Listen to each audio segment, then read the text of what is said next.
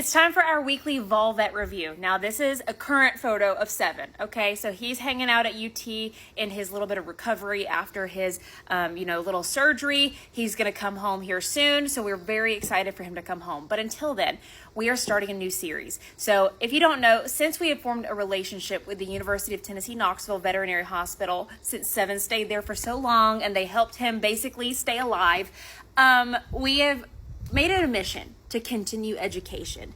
And one of the things a lot of you asked about was colic. So this is a large topic. This isn't something we can talk about for 2 minutes and cover. So this is the part 1 of the colic series, and I'm going to give it over to Dr. Katie Powell. She is going to talk about colic in the field, and then y'all can let us know your questions at the end.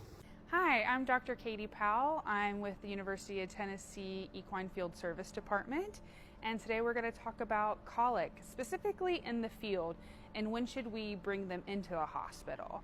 So, biggest thing, colic is one of the most scary words we hear, especially from us who own horses and for horse owners. So, what is colic? Colic is a very broad term. It just means any kind of visceral pain, so any kind of stomach pain, and there can be a million different causes to it. The first common signs that you might see is you come in and you see that your horse has been rolling, and not just the fun roll, they get up and then they shake. They go up and down multiple different times. Sometimes they'll stretch out, like if they're trying to pee but no pee is coming out. They'll flank wash, so look at their belly. They'll sometimes kick their abdomen. So different signs like that can be for colic can cause. So what is causing your horse's colic sometimes can be hard to determine, but the best thing you can do if you see those colic signs would be call your veterinarian. A lot of times, a lot of horse owners have the very common NSAID called Banamine, which is what we tell you to give when you see those signs. But the big reason you need to call your vet first is so we can have it on our radar, because we might be an hour south or north or very far from you. So getting it on our idea of knowing that it is happening, so we can start making mindset of we might need to start heading out your way if the colic is getting worse. And then to know when to administer your Banamine. So a lot of times with Banamine, it can cause, if the horse is having a fever, it can reduce your fever. So we like to know what temperature your horse has, because fevers of unknown origin can cause colic signs. So it's really important to take that vital, so we have a better idea of what could be going on with your horse. So what happens when we get there? Our hope is that the Banamine, if you did give it, the horse is feeling better, but if not, what do we do next? So we first do our physical exam. So seeing if the horse has gut sounds. The biggest thing is, what is our horse's heart rate? Heart rate really determines how painful a horse can be. The higher the heart rate, the more likely the horse is more painful. So normal heart rate for horses is around 32 beats per minute.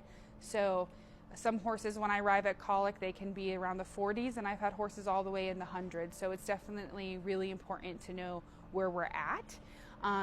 It's great if a horse owner knows how to take that vital sign, but that's okay if you don't. The biggest thing is when you see your horse start colicking, you start walking that horse and you give us a call.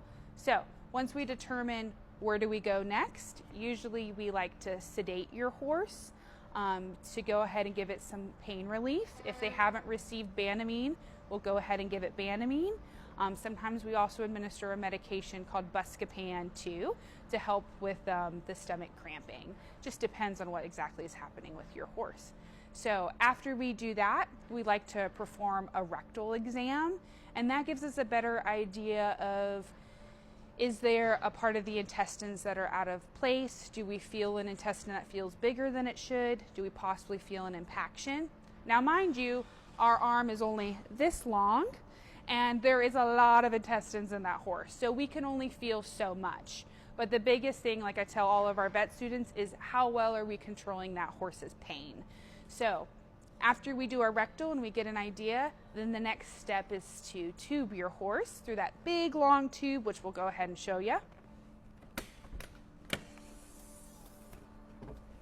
So this is our NG tube, which stands for our nasogastric tube.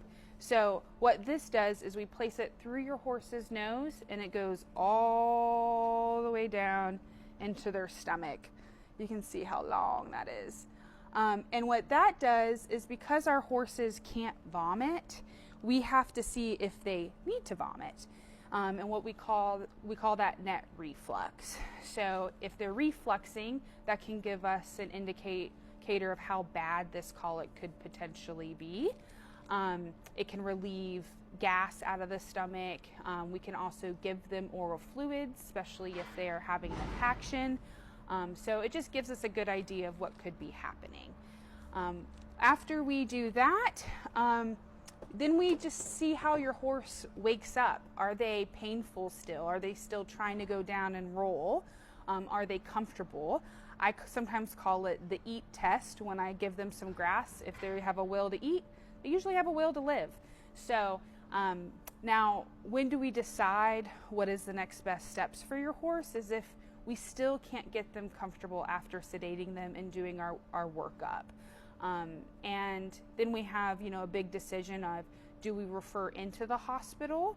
And we'll talk about that in a later part of our series about what happens if you refer. Now, I think a lot of people's misconception is referring automatically means they might be having surgery, and that's not true. There's a lot of stuff they can do in the hospital that I can't do out in the field, like give fluids, give better pain medications through an IV line, and a ton of monitoring.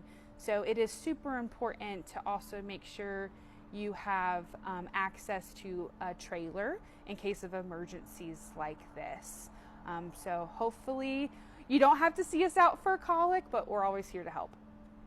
I hope you enjoyed that. Again, let us know what else you would like to know about. Stay tuned for the next segment about colic. Let us know your own experiences with colic. I've had my own experiences with it, and I just know being more educated about it, knowing what to do and when to call a vet helps so much. So thank you to Dr. Katie Powell. Thank you to the University of Tennessee, Knoxville. We are super excited for Seven to come home soon. Let me know what you think.